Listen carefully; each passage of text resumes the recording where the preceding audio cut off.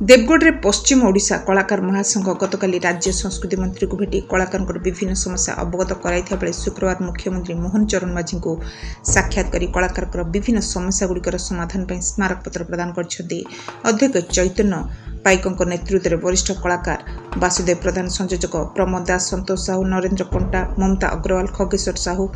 गणेश्वर साहू, मानभंजन जाल, विपिन खंडकी, नीलाचल कुंभार, अनंत सुजका, विप्रचरण जयपुरिया प्रमुख कलाकार प्रतिनिधि मंडली मुख्यमंत्री मोहन चरण माझी को साक्षात करी कलाकार भत्ता 6,000 टंका वृद्धि, आहरी लक्षे कलाकार को मुख्यमंत्री कलाकार भत्ता योजन सामिल, प्रति जिले में लोककला भवन पर सरकारी जमी और लोककला भवन निर्माण पर आर्थिक अनुदान, मुख्यमंत्री कलाकार स्वास्थ्य कार्ड भली गुरुत्वपूर्ण दाबी उपस्थापना करछन्ती। तेबे मुख्यमंत्री मोहन चरण माझी कलाकार मान प्रति राज्य सरकार दर्द रही बेले उल्लेख करने सह आम सरकार लोकंर सरकार बोली उल्लेख करी आगामी दिन में लोककलार विकास में उद्यम त्वरान्वित कर अवसर में बरगढ़ आयोजित होगा पश्चिम ओडिशा कलाकार महासंघ तरफ पश्चिमांचल लोककला महोत्सव में जोगदान निवेदन कर